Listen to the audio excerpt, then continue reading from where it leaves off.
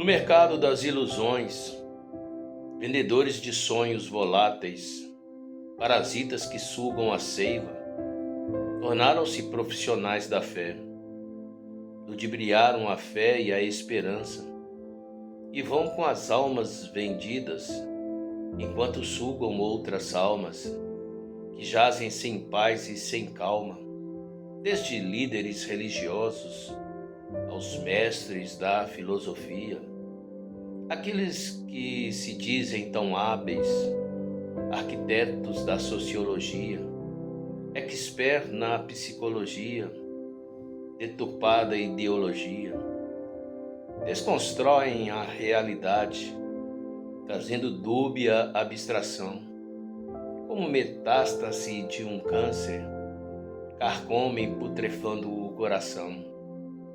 Ó Deus, tenha de misericórdia, prefiro a gélida morte a ser um profissional da fé, trazendo um argumento forte, fazendo das palavras que eu falo ou daquilo que eu escrevo. Ninguém merece e nem devo defraudar uma alma alheia, mas quero trazer esperança, fé, amor com resignação, a ter que levar por águas turvas, tirar os pés do chão.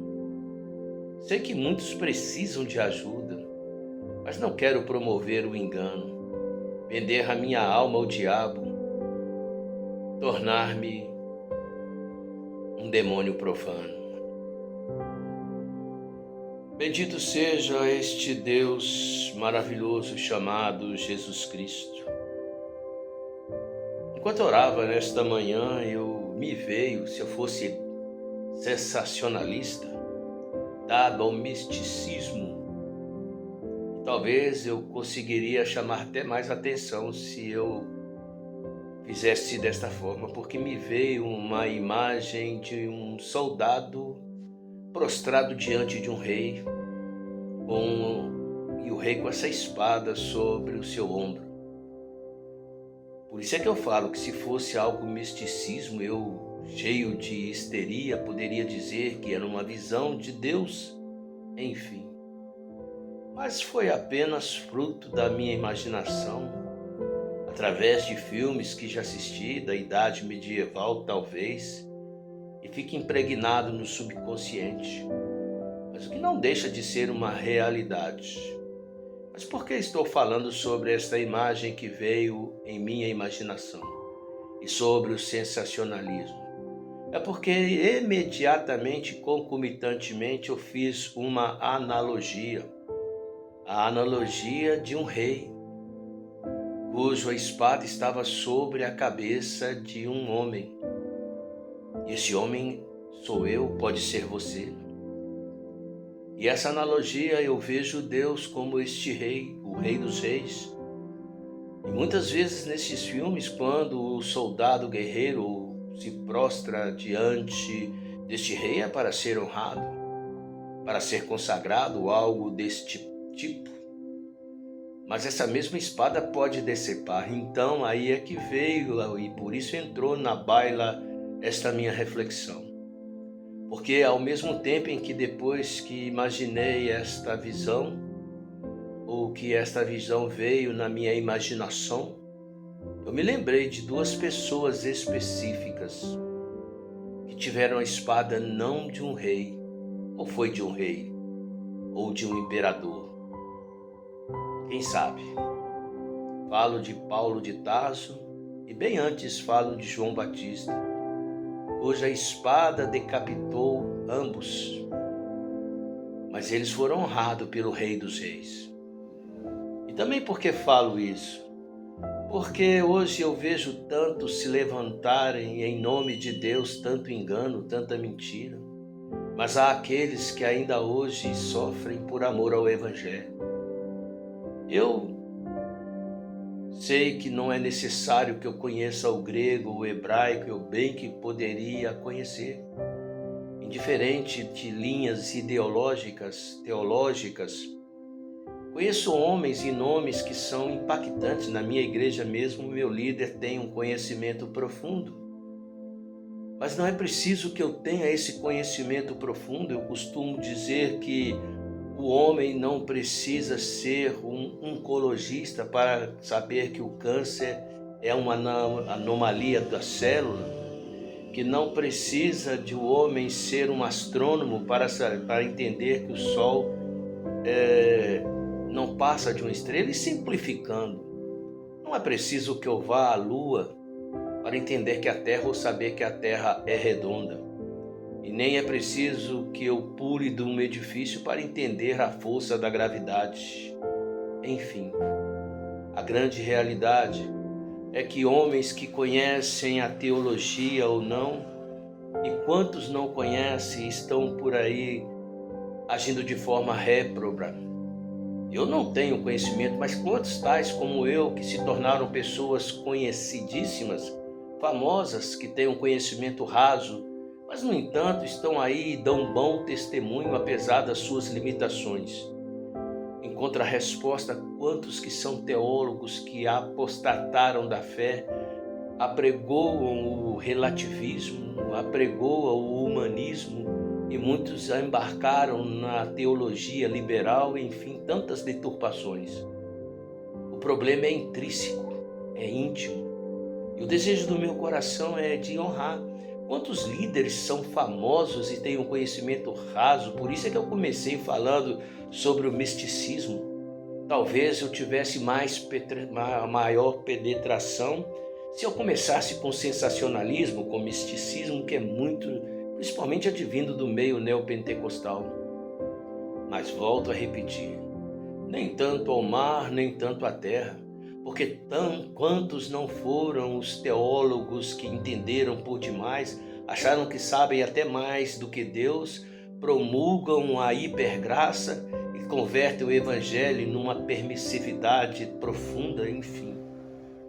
E o que mais me entristece é que está no título deste poema que fala sobre profissionais da fé.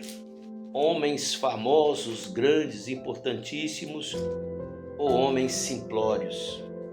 Ambos estão aí com seus títulos de apóstolos e vão atraindo para si milhares e milhares de pessoas, mas infelizmente tão distantes de Deus, tão distantes da verdade deste Deus. Indiferente de conhecer a fundo ou não, o mais importante é ser subserviente ao que está escrito aqui.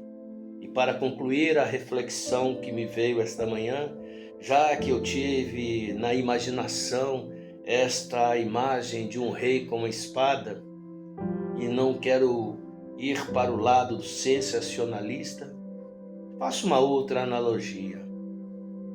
A espada, a qual está sobre minha cabeça, só a escritura. E quero ler um texto daquele que teve a sua cabeça decepada por um rei, por amor a este evangelho. Carta de Paulo escrita a Timóteo, a segunda a Timóteo, capítulo 4. Exorto-te, pois, diante de Deus e de Cristo Jesus, que há de julgar os vivos e os mortos, na sua vinda e no seu reino. Prega a palavra, insta a tempo, fora de tempo, admoesta, repreende, exorta com toda longanimidade e ensino. Porque virá tempo em que não suportarão a sã doutrina, mas tendo coceira nos ouvidos, se cercarão de mestres segundo as suas próprias cobiças, e recusarão dar ouvidos à verdade, voltando a fábulas. Tu, porém, sê sóbrio em tudo. Sobre as aflições, faz a obra de um evangelista, cumpre bem o seu ministério. Que essa espada esteja para me honrar, e não que por causa dela eu perca a minha cabeça. E esse mesmo Paulo, já que eu comecei com um poema de profissionais da fé na primeira carta que ele escreveu, no último capítulo.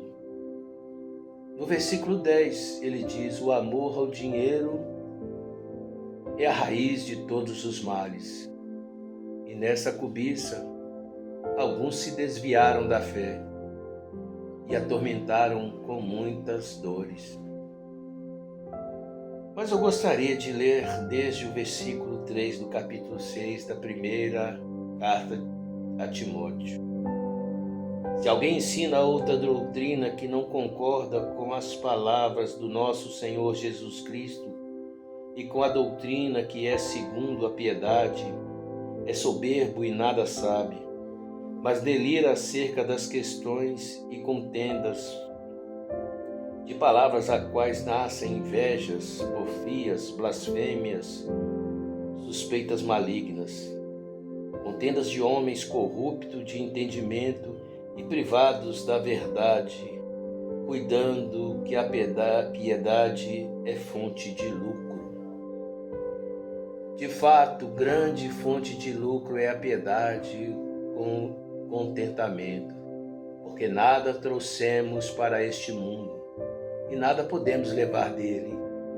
Tendo, porém, sustento e com que nos vestir, estejamos contentes.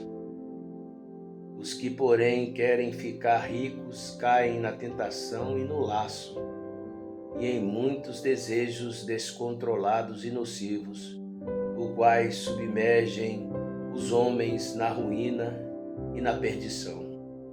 Aí ele conclui: porque o amor ao dinheiro é a raiz de todos os males. E nessa cobiça, alguns se desviaram da fé. A grande realidade é que estes a espada decepou-lhes a cabeça. Não a espada de um rei, como foi o caso de João Batista ou o caso de Paulo, mas o príncipe deste século, como está escrito, acho que é 1 Coríntios 4:4, porque o príncipe deste mundo cegou o entendimento. Que Deus tenha misericórdia de nós.